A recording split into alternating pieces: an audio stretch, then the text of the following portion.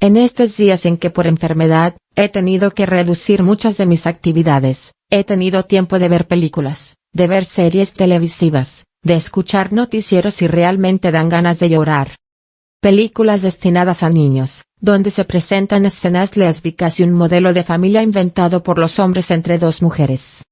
Películas donde los personajes hablan 3 palabras y 5 groserías, donde las escenas de desnudos y de cama abundan sin dejar nada a la imaginación.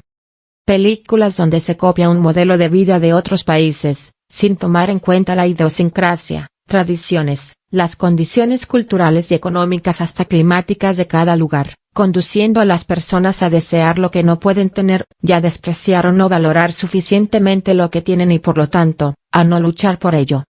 Noticieros que llevan a mi hogar tragedia tras tragedia, como si no existieran en el mundo cosas o personas llenas de amor. Series supuestamente de humor, donde las groserías, los malos ejemplos y la vulgaridad abundan. Ante este panorama, puedo entender el por qué muchas parejas y muchos jóvenes crecen tan confundidos. Pareciera que no existe otra opción que el aborto, las relaciones lésbicas o homosexuales, el supuesto amor libre que no es otra cosa que vivir constantemente lleno de estrés, con el corazón lleno de heridas, dudas y decepciones. Y tampoco he podido dejar de recordar mi propio matrimonio. Yo crecí dentro de una familia creyente, pero no practicante, que conservaba algunas tradiciones y prácticas religiosas. Tuve la oportunidad de estar en 2 internados, uno de religiosas y otro sostenido por personas de muy buen corazón. En ambos, se oraba antes de cada comida y en la noche antes de dormir.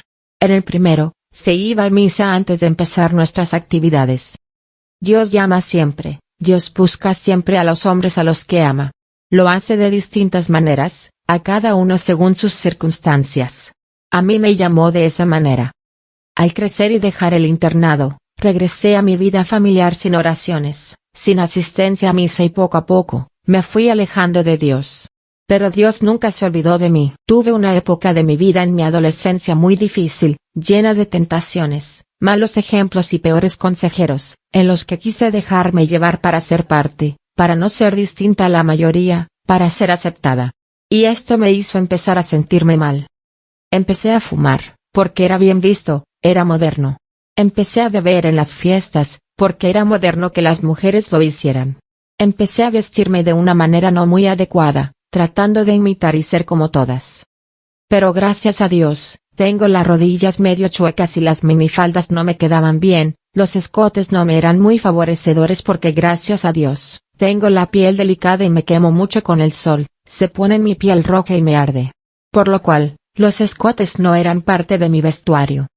Pronto dejé la bebida, porque no era muy agradable amanecer vomitando, y menos que los demás se dieran cuenta. Mi orgullo no me permitía dar esa imagen de mí. El fumar sí me costó trabajo.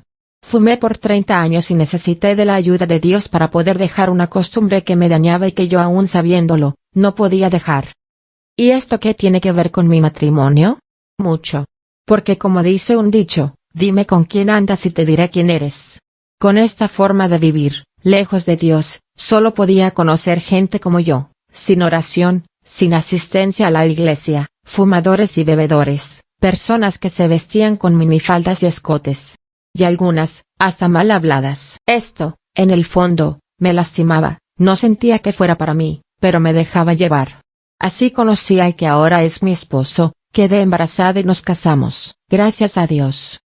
Recuerdo el día que me fueron a pedir a la casa. Mis suegros querían una fiesta, porque tenían muchos parientes y amigos. Mi mamá solo pedía que me casara por la iglesia.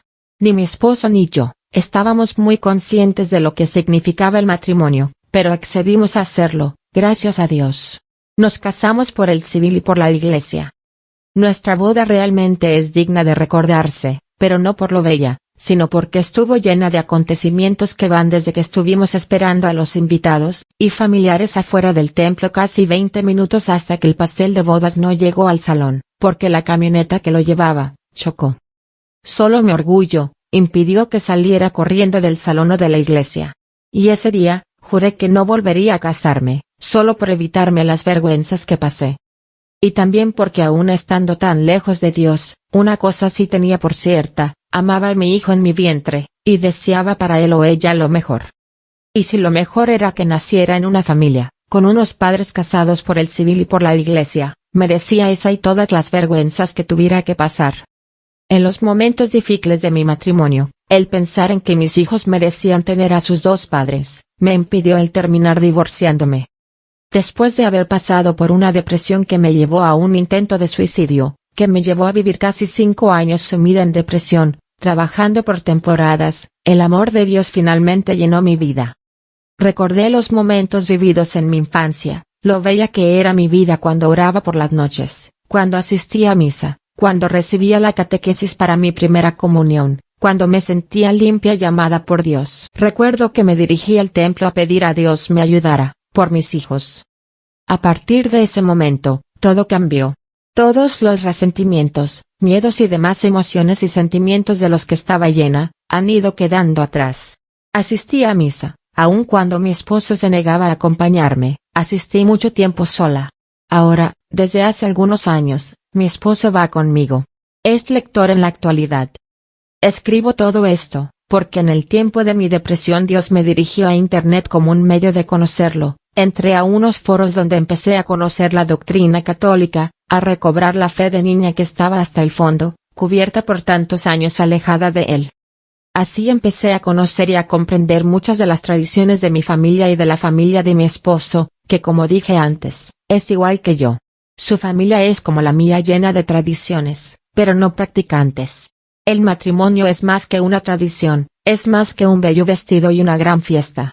Es pedir a Dios su bendición para nosotros como pareja y para nuestros hijos, como fruto de nuestro amor, es el medio por el que Dios nos lleva a la santidad, para que un día, cuando esta vida termine, podamos ser dignos de estar en su presencia.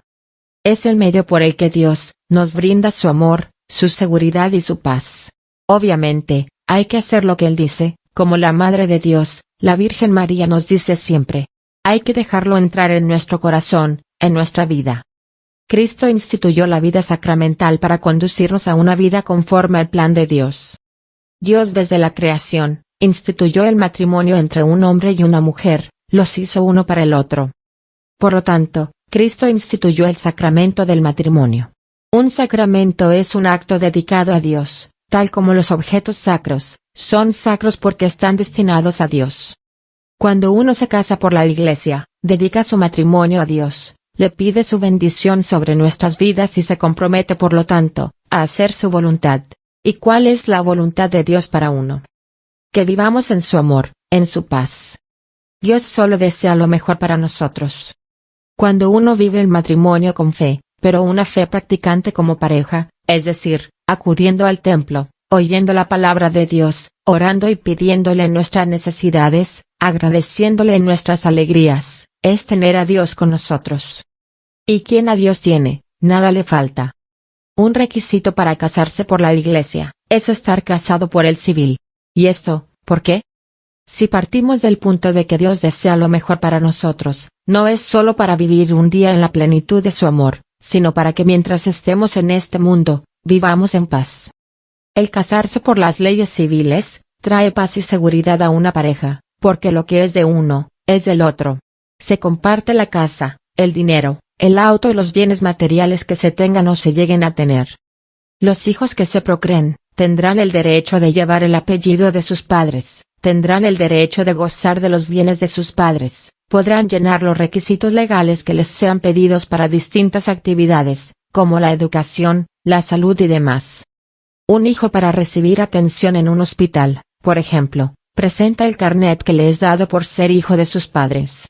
Y esto se adquiere, presentando el acta de matrimonio. Ese es solo un ejemplo de lo que el matrimonio civil beneficia a los hijos y por lo tanto, la paz que se puede vivir en una familia donde los padres están casados por el civil. Cuando uno de los cónyuges muere, el otro no queda desamparado, como es el caso de las o los viudos. Los hijos tienen derecho a los bienes que sus padres les hereden. El vivir practicando nuestra fe, nos ayuda para sortear las muchas tentaciones que se nos presentan, como la infidelidad. De la infidelidad, pueden surgir hijos de otras mujeres u otros hombres. Todos conocemos parejas que tienen hijos con otras personas, y esto puede acarrear problemas no solo emocionales, sino también legales, como en el caso de un intestado y otros casos que conocemos. Por lo cual, podemos ver que el casarse por el civil, y por la Iglesia es la mejor manera de vivir en paz, con menos estrés, con menos problemas. Pero no basta el estar casados por las leyes civiles y religiosas, si no se practican. Por lo tanto, debemos hacer el esfuerzo para vivir practicando nuestra fe, debemos esforzarnos por cumplir con las leyes civiles como es hacer testamento, registrar a nuestros hijos al nacer. Esto para cumplir con las leyes civiles. Debemos llevarlos a bautizar para que reciban el Espíritu Santo, debemos llevarlos a la catequesis para prepararlos a su primera comunión, debemos acudir a escuchar su palabra y recibir la Eucaristía. No basta con el papel, ni con la bendición. Es necesario la ayuda de Dios para mantener un matrimonio a flote. Y para gozar de la paz de Cristo en esta vida. La práctica cotidiana de nuestra fe, es el mejor modo de vivir en paz. Y mientras más personas vivan practicando su fe, la sociedad vivirá más en paz.